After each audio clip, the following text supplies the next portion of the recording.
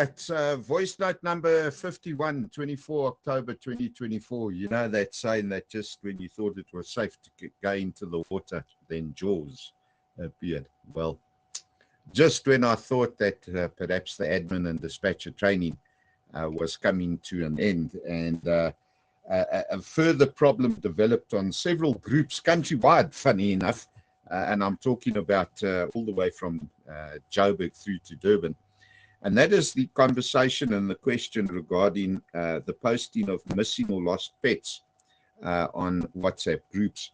And I think this is a section specifically for administrators, generally speaking, but dispatchers need to know about it. And dispatchers, you can request people to remove posts off of the group of their own accord, as long as it's, you know, in line with the group rules, etc. And I know that this becomes a controversial subject. However, the one thing that I would like to say is that, firstly, as previously mentioned, you know, groups should have a very specific purpose.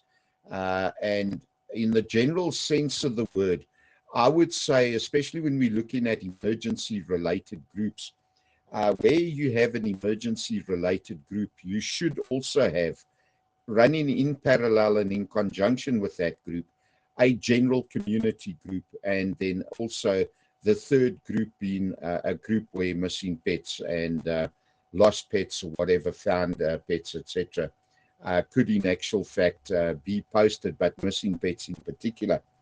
And I know one of the admins actually did say to me that, you know, people do consider their pets to be part of the family. That may very well be true and correct, but what we need to really concentrate on and zone in on and have particular focus on is the actual group structure itself. And what I mean by that is where you generally have a group called an emergency group, the key role players and stakeholders who are brought up onto that group are normally EMS, Metro Police, SAPS, towing, that will include now fire and ambulance services. And if you look at the structure of 99.9% of the groups that are created for emergency purposes, those are the key role players that come up on the group. And therefore, I'd ask in question, are ambulance services geared up to treat missing pets or pets? Let's just bring it down to pets. You know, your paramedical crews are trained to deal in human lives. There is, to a very large degree, differences between human and animal anatomy and physiology. And I don't think that it is doing an emergency group any justice whatsoever to be reporting missing pets on an emergency group. And that should be done on a missing pets group. Why? Because on a missing pets group, that is where you are going to bring in specific role players, i.e., animal rescue organizations, people working for veterinary hospitals or vets themselves may be the ones to join those groups. Wildlife organizations would tend to join those groups. Because just like those people don't want to sit on an emergency group and follow in hundreds of messages a month that pertain to human life and have got nothing to do with their expertise or their practice or their speciality. And I want to close off this voice note and move on with the next one. And I'd like you just to think about that before we actually continue. So this is the end of voice note number 51 on the 24th of October, 2024. All right, so let's continue the voice note number 52 on the 24th of October 2024, where I'm currently discussing the posting of missing pets. Now, as I said in the previous voice note, one needs to understand that there are different organizations or entities who specialize in different aspects. And when we start looking at the legal side of the WhatsApp groups as well, one needs to appreciate and understand that when we are looking at human life, this is controlled for a better part under the Health Act and falls under the overall international auspices of the World Health Organization and other organizations who concentrate purely on human life. Whereas when you look at the overall level of priority that is dealt with in terms of disaster management and disaster management structures, one needs to understand the definition of an emergency. Now, the short version, ultimately, at the end of the day, is an emergency is an urgent, unexpected, and usually dangerous situation that poses immediate risk to health, life, property, or environment, and requires immediate action. Most emergencies require urgent intervention to prevent the worsening of the situation, although in some situations, mitigation may not be possible, and agencies may only be able to offer palliative care for the aftermath. So this can apply to both human life and to animal life. Yet the one thing that I would like to point out is that when you look at the priority level, I always tell our volunteers or ask our volunteers, what takes priority as far as safety is concerned? Your safety as an individual, or your wife's safety, or your child's? Which one comes first? And 90% of the time, people will in actual fact answer my wife or my child, or the wife will say the child must come first, the child will say the wife must come first. And that is so incorrect.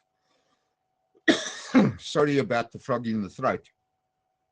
And the reason I claim that this is incorrect is quite simply this: a dead hero is no good to anybody. And if you as a rescuer do not put your safety first and foremost above your wife and of your child, and you are killed because you ignore your safety, then what is that going to help your wife or your child or any other person within your community? And the same thing applies with an emergency group. You have to put the human life first, regardless. You cannot mix the two up. It is inappropriate, and it is not going to be beneficial to the community as a whole. And there's a lot of people that will sit out there and disagree with me and throw their toys out of the cot because it is a controversial aspect. However, I'd like you to go back to what I said in voice note number 1 or in voice note number 51, the first part of this discussion. And that is to go and have a look at who is qualified to work with animals. Do you know that 90% of the time, all animals, by the very virtue of the fact that they are animal, they have an animalistic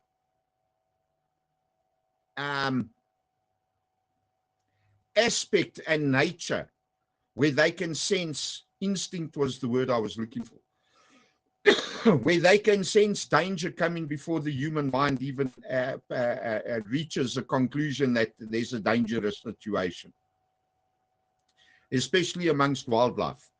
That's why they can avoid storms and they can avoid earthquakes and they can do all kinds of things. And emergency groups are always something that needs to be separated specifically for emergencies. I want to continue with the next voice note on this. because this is actually quite a lengthy subject overall. All right, continuing voice note number 53 on the 24th of October 2024.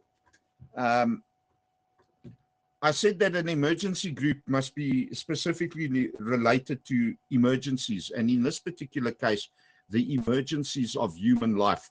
We can move across on the missing person, on the missing or lost dogs or whatever, or dogs found or whatever the case might be, a separate group. And the reason for this is because of the fact that if you start now posting, and if you take a look at any group of substance, they normally average at least 500 members.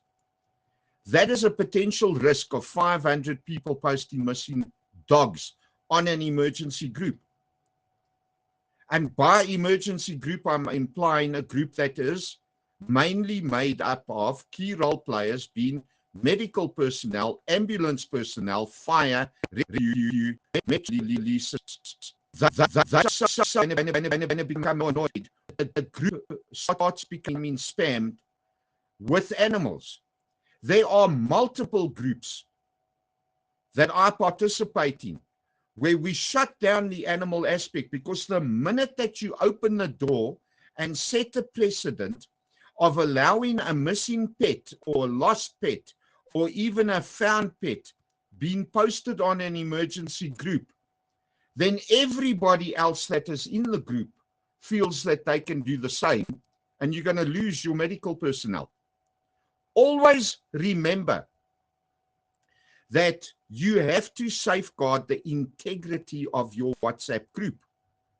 And you will have absolutely no integrity or substance for a group. It will become obsolete if you've got no SAPS or law enforcement, Metro Police, if you've got no fire, if you've got no ambulance on that group, services on that group, because these are the guys that will set different ringtones for the group. And then when that ringtone goes off, they'll go and have a look to see if their services are needed. Oh, it's a missing pet. Oh, it's a dog found. Oh, it's a dog running down the street. You're wasting their time. And if you're going to waste their time, these guys are busy. They're going to leave the group. And how does the group then play any active or meaningful role in your community? And we've already got it on multiple groups. Just, guys, go and have a look at the groups around you. You will find there are groups where people ask for assistance and there's no response to it. What is the purpose of the group then? You might as well shut the group down, have a general community group where everything can be posted, at which point you will find on those general community groups, out of 500 people, 100 people might read the messages. The other 40 have actually muted the group and archived it. They will only use the group if they need to come and ask a question, and then they hope that of the 100 that follow the group, they will answer questions. So it serves no purpose to, in actual fact, be posting lost animals, animals found, whatever the case might be, on an emergency group where you got human medical personnel. That is what the emergency group should be covering. And from a legislative perspective, that is even where the Disaster Management Act of South Africa covers those aspects. That being said, as a unit of volunteers, you can still form and have animal rescue groups. And that's where the animal side should be dealt with as a separate group. Have the vets up, have the rescue, animal rescue and recovery groups and other entities on the group, because animals need to be dealt with in a different manner. You can't just approach an animal. You can be attacked yourself. Now you need the emergency group, but there's no medical personnel because they've been chased off because of the animal that was posted on the group to start off with. So all we've got is one vicious cycle taking place within an emergency group. You can post, I found a dog floating around here on this street, whatever, on a general community group. On a missing persons, go put it out on if they allow it on the missing persons group, I mean on the general community group. Some admins prefer not to do it there. Move it over to the animal group. Put the stuff in the right box. You don't take your car to Dis-Chem for a service. Why are we trying to do this within the WhatsApp group aspect? Right, voice note 54 on the 24th of October 2024, in closing on missing and lost pets and where the post should in actual fact be posted. The other thing I want to state is always remember that emergency groups are a precursor to disasters. Every single motor vehicle accident, situation that somebody experiences, medical emergency, these are little minuscule aspects of what transpires in times of a disaster. And in times of a disaster, there is no time to be dealing with animals when you are trying to save and rescue people and dig people out of rubble. You need to have a look at some, I think everybody, group members, administrators, dispatchers, need to have a good look at what happens in every single emergency, every single disaster situation. Very seldom is there a rescue of an animal. Why? Because 90% of the time they have fled the scene. Or if the animal was inside of the premises during a structural collapse, those animals may very well only be recovered as they start uncovering the debris and removing the debris. Yes, there are times, and it doesn't happen often. Go and have a look at this globally if you think I'm joking. Go and do some research on this. And the priority worldwide is unfortunately not on animals. It is on the head of the house, the mother of the house, the children of the house, and any other persons living in the house, or any other human persons within the area that's been affected. That does not mean that there are specific animal rescue units. Once you bring in these units from the outside, you can deal with it in a separate group, in a separate entity, in a separate communication medium, whether it be via WhatsApp or Telegram or two-way radio or whatever. But you cannot add the two together, and I personally find it problematic. While I do appreciate how people react and respond to their pets and to their animals, I've got no problem with that. Do it on a separate group so that the vets know about it and the rescue organizations and everybody else in actual fact works on it. You will in actual fact lose your medical personnel. Let me put it to you in a different light. You got an animal group specifically for the rescue and recovery and treatment and whatever of animals. And now the rest of us come up there and we start calling for ambulance for heart attacks and motor vehicle accidents. And now all of a sudden we want to discuss the electrical outages on the animal group. And yeah, but you know, for example, I've made the statement, the priority is on human life. And now I sit on that group and state, well, you know what? I don't care about your animal side. Human life is more important. That's not the way it works. Separate things. Take your car to a reputable service center to get serviced and go to Dis-Chem for your headache tablets and your bandages. Don't integrate the two. It doesn't work, people. And I think this is something that everybody needs to consider. And as group administrators and as dispatchers, we have a responsibility to educate group members to these points and create an understanding with them. And those that are determined to post on an emergency group must be removed from the group. It is better to lose 5 people than lose your entire medical personnel off of the group. It is better to lose 5 people than it is to lose 40 people who no longer want to participate in the group. Never be afraid to remove these people from groups or remove the posts and move them over to the appropriate posts.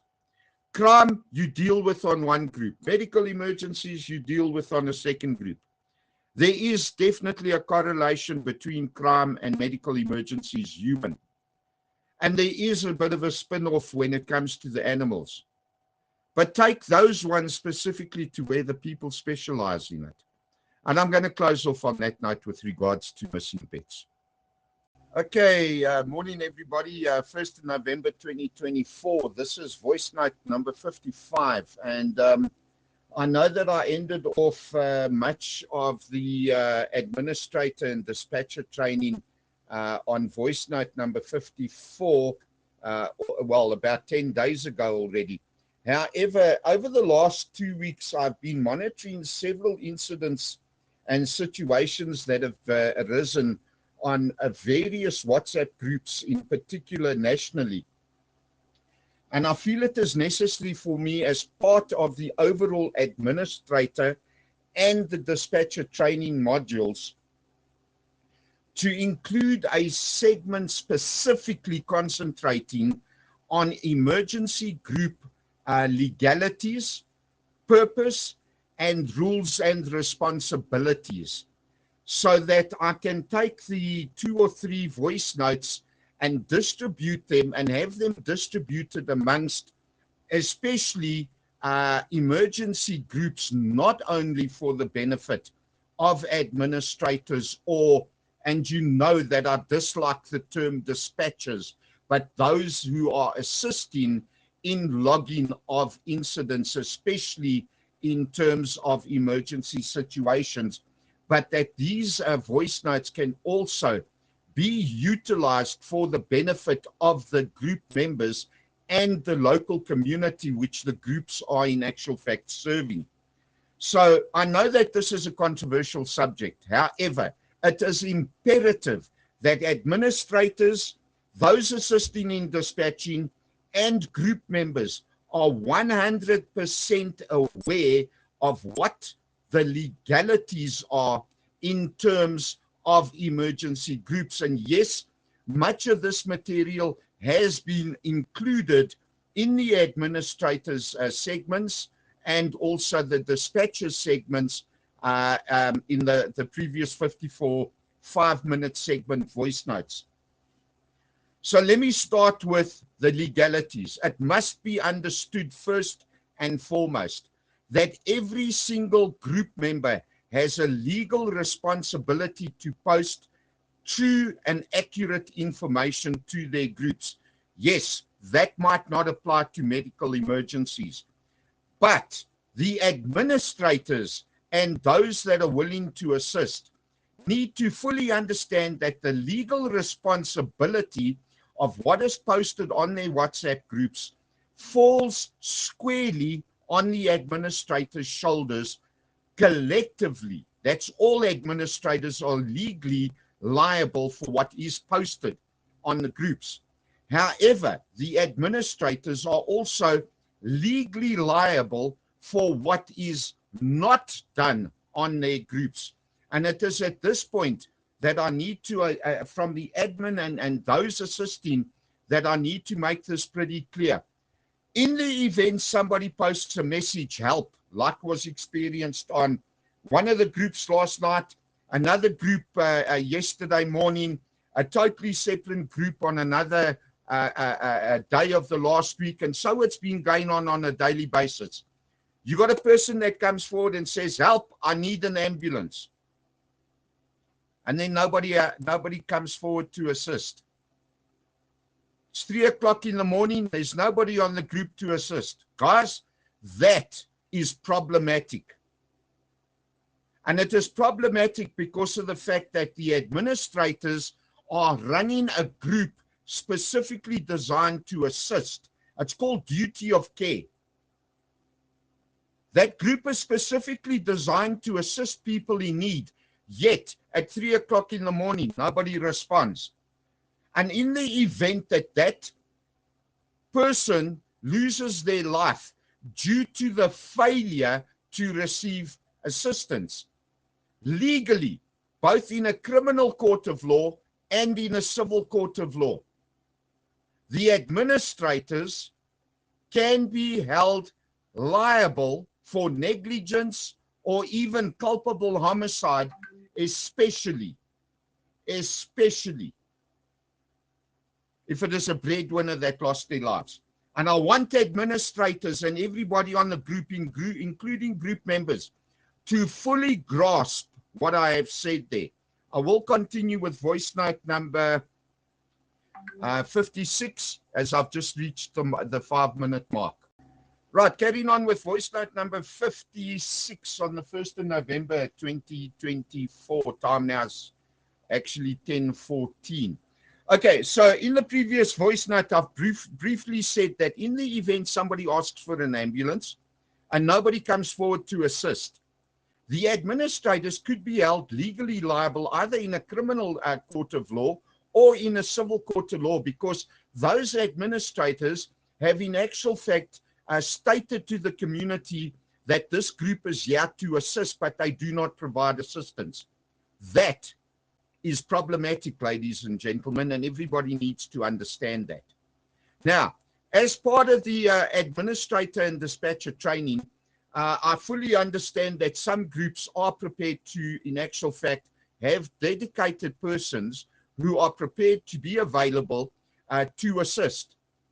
If there is a call on an emergency group, I'm not talking about a general chat group, I'm referring specifically to a group that markets itself and advertises itself as for emergency purposes, whether it says for emergency help or medical emergencies or fire emergencies or the Metro Police or SAPS, it's irrelevant.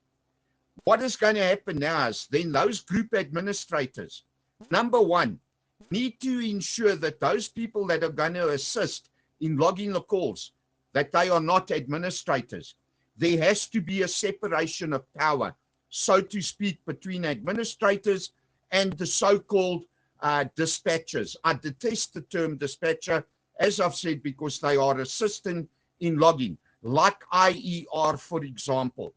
Dispatchers, the official legal term of a dispatcher under the EMS banner, is included in EMS being emergency management services. Included in that is fire, ambulance, Metro Police, SAPS, and the other key stakeholders and role players, where they have dedicated dispatchers who actually control who, what, where, when is dispatched and deployed and sent, etc. People on WhatsApp groups have no control or authority over those services.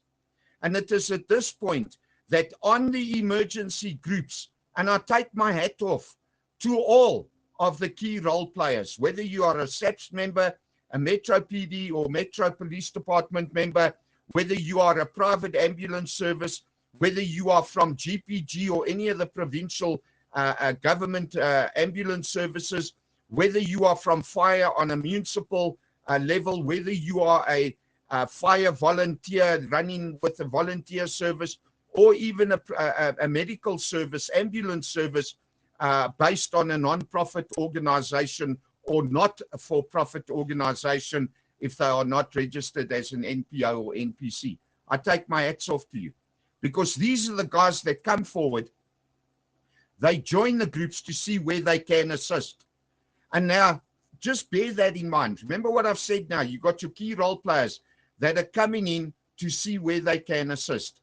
Now, in terms of the legalities, I want you to understand the following.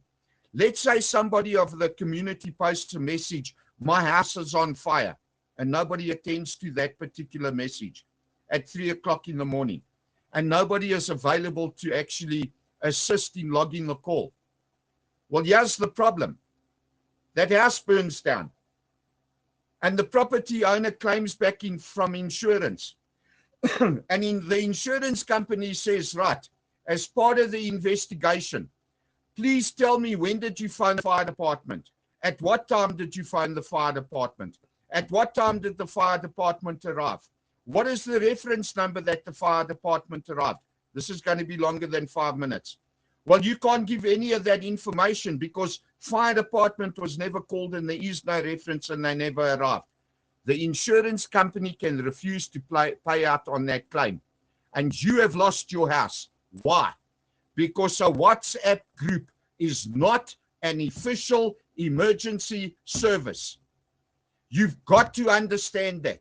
You cannot allow this to continue like this. Our WhatsApp groups have created a dependency amongst residents where they think that these are emergency services. Ladies and gentlemen, they are not. My example of that fire in a house being burned down and not paying out because it was reported on a non-emergency service. The same thing can apply on your medical system or emergency. You may very well be on medical aid. And instead of contacting a private ambulance service, you put it out on the group and nobody is available to respond. Just as a matter of interest, the call of last night or the early hours of this morning, I stand to be corrected. But by the time that one of the not-for-profit ambulance services were available to actually respond to the call, perhaps an hour, maybe even more, had elapsed between the time for a person with difficulty in breathing. Why? Because those vehicles might have been busy. Because those people might not have actually have been on duty. They were volunteers. Somebody might have phoned them and then they came up on the group. So that could have caused the death of a person in a situation like that. And people need to understand, group members, administrators, and every other person that is prepared to assist needs to understand that this is not an official emergency platform. Right, I'm going to move on with the next voice note now. Right, moving on with voice note, am I right? 57. So in terms of the legalities, one needs to fully understand what is going on with who is responsible and who is legally liable for any damages, which means that we need to have a look at the purpose of the group. If a group is set up for emergencies, on whatever level or whatever description you want to give it, every group member needs to understand that that group then is specific to the title of the group, i.e., if it says farm and plot EMS assistance, then somebody sitting in the center of Joburg CBD should not be asking for help on that group. Firstly, what are they doing on that group? They should be on a Joburg CBD local emergency group whereby they can receive assistance, not on a farm and plot group, which is dealing with the rural areas nationally. So group members need to be in the right place in order to do the right thing. Look, it's a different thing altogether. If a group member who's coming out of a farm or rural area somewhere down in the Free State and he's traveling through CBD and, of course, now he comes across an MVA or his family members having a heart attack in the car, that's a totally different story. Because then he's a local member to the group and it is no longer applicable, but then at least the group members that are able to assist might in actual fact be able to respond. So the purpose of the group must be clearly defined, and everything outside of the purpose, administrators, stop arguing with everybody on the groups. Delete those messages and get rid of those people if they continue to post irrelevant messages. Why? I'll give you one reason why. The key stakeholders and role players, i.e. your medical, your fire, your metro, your police members, and even in my case, disaster relief volunteers who are participating on your group. We set different ringtones. And every time that group goes off, it's an indication of a potential emergency. Only to hear, good morning. Then your emergency groups where you've got people driving like your private security service providers. They now take the phone, they look at it and says, good morning, and they smack the car in front of them and end up in hospital. This is why the group purpose must be fully understood. And administrators, you must, and I'm telling you, it's a must. It is not open for discussion. You've got to keep control of your groups. You cannot allow general discussions. It doesn't make a difference if it is about an emergency situation. Take that off to a private group. Take that off to another local community group. Get it off at the emergency group. For the reason that you could be the cause of somebody having an accident amongst your EMS and emergency volunteer or personnel on the group. Not only that, there is nothing worse than scrolling through 56 messages to actually find the incident that you're trying to respond to. That is so disrespectful, not only to the other group members, but it is absolutely disrespectful to your key stakeholders and key role players and stakeholders or agencies, for a simplified term. You've got to stop this and bring it to an end. I want to move on with the rules on the next voice note. Moving on with voice note number 58, 1st of November 2024. I want to cover the rules of emergency groups. The group creator must clearly define group rules for an emergency group. And those rules must be abided to the letter, without deviation, without question, without argument, without sentiments and emotions being put in on the posts on the group. Group administrators must ensure that those rules are abided by. And any person who continually violates the group rules must be considered and agitated to the group, because they are trying to deliberately unsettle, unbalance an emergency group. The priority of an emergency group must be on saving lives and nothing else. There is no other problem. This is going to be a very, very short discussion when it comes to rules. I think I've already covered 90% of it under the purpose of the group, of the emergency group in voice note number 57. Because the rules are the ones that are just going to extend the purpose of the group and will include things like what is required when you post. And if you don't post that, then only the admin should be asking the question, i.e. not the group members. The group members need to, in actual fact, understand that it is not their responsibility to ask questions. So on 58, it's going to be a short note with regards to rules, because I want to try and wrap up on the next voice note under the group response, or the group members' responsibilities. All right, so voice note number 59, and hopefully this will be the last of the segment on the emergency group legalities, purpose and rules and responsibilities. Therefore, let's have a look at responsibilities. So all things considered above, who is responsible for what? That's simple.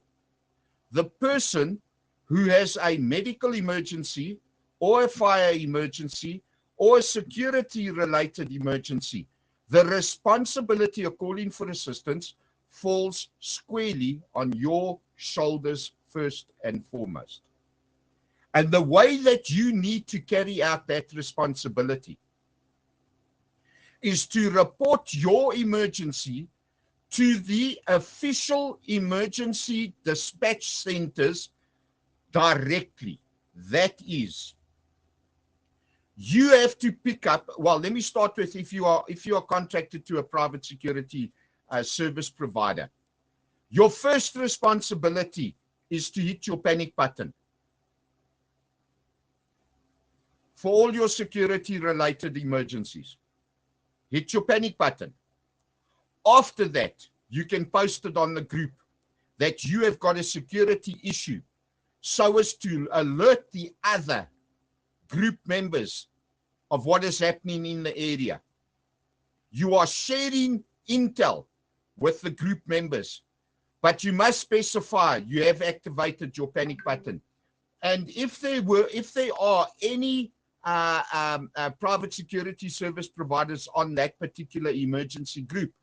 You are also notifying them that there is a potential risk to their own customer base, and it also affords them the opportunity to, in actual fact, if they do patrolling, to actually scout the area and assist in addition to your own particular company or service provider. If it is medical or fire, it is your responsibility to pick up the phone, dial 112 from your cell phone. It is a toll-free number, no data, no voice minutes are needed, and you must ask for the relevant service in your area and report it. Once you've reported it, be sure to ask for a reference number, because that will be needed for your medical aid, and that will be needed for your household insurance. Now, if you are on medical aid, instead of dialing 112 for medical purposes, 112 will only dispatch the provincial government ambulance services. But if you are on medical aid, you can contact a private ambulance service or volunteer ambulance service or not-for-profit company, not-for-profit ambulance service, by phoning them directly, at which point you will need airtime and or data. Once you have completed that process, then again, come and post it on the group. That way, the need for having dedicated personnel on the group to assist you is no longer needed, because you are taking responsibility of your own accord. However, you are at the same time alerting the community to the possibilities of security threats or to the needs that are established, etc. So, for example, if you need oxygen, then of course you can contact anybody you want to, but you can post that on an emergency group, because maybe somebody on that group can come forward and provide you an oxygen bottle overnight, or one of the ambulance services on the group may be able to assist, and they will offer to assist.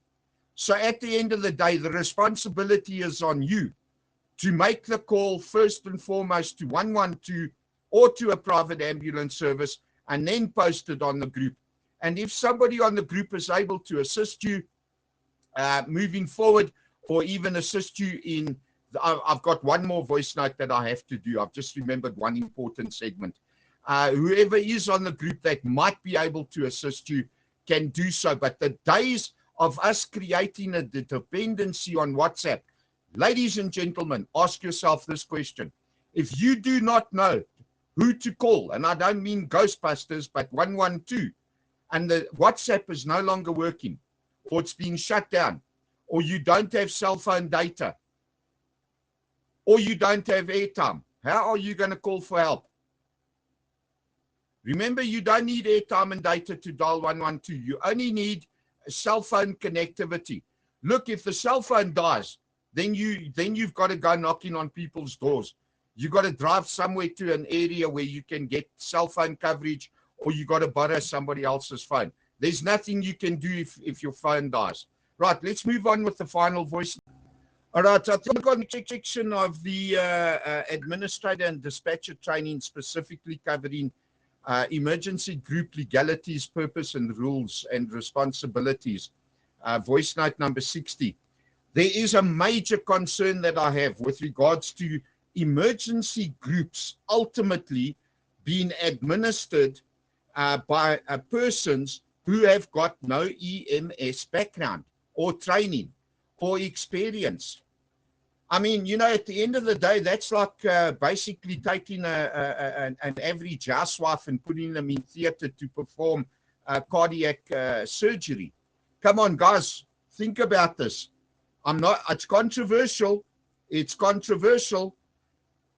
Just remember that if an administrator doesn't have that type of background or that kind of training, it does make his or her job extremely difficult.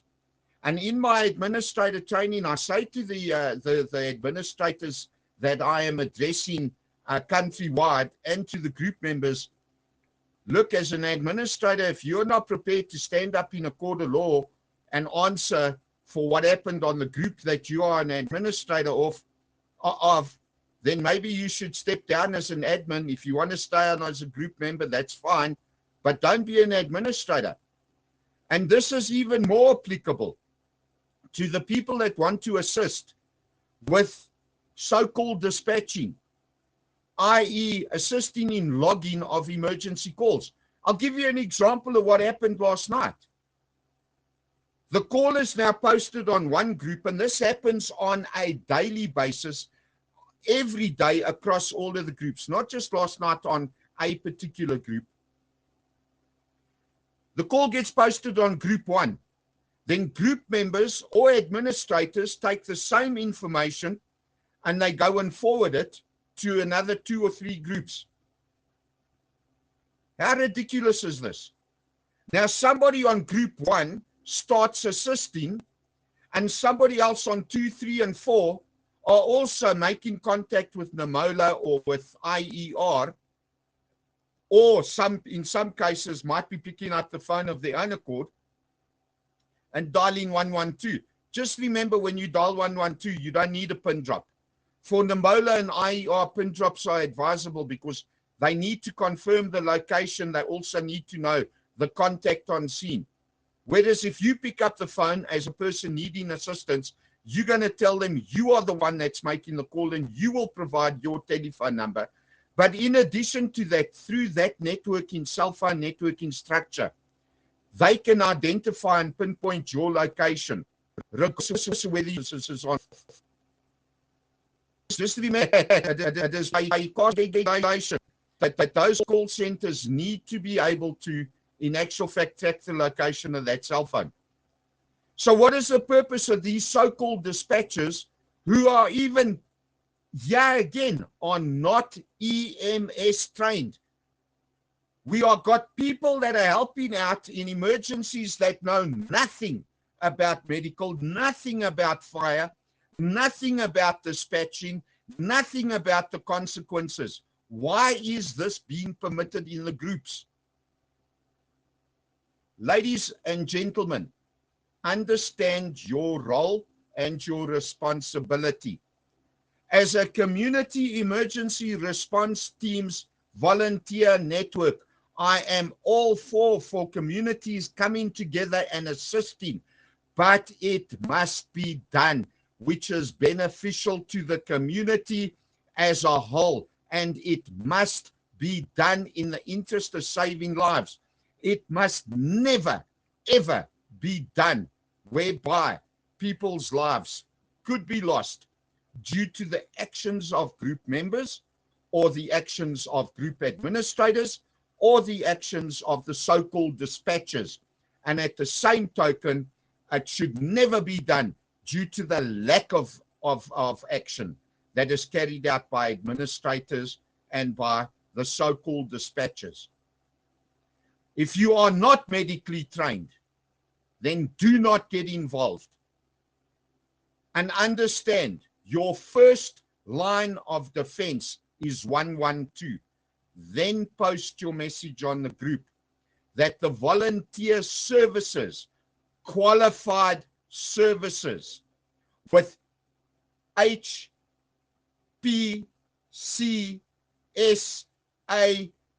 registration, Health Professional Council of South Africa. I put it there slowly so that people can hear what I'm saying. That the Health Professional Council of South Africa registered paramedics may be able to assist you in all instances. I'm going to end this section off now, and I hope it makes a bit of sense, and I hope that at the end of the day it will in actual fact be cause for a change of mindset within WhatsApp and social media groups.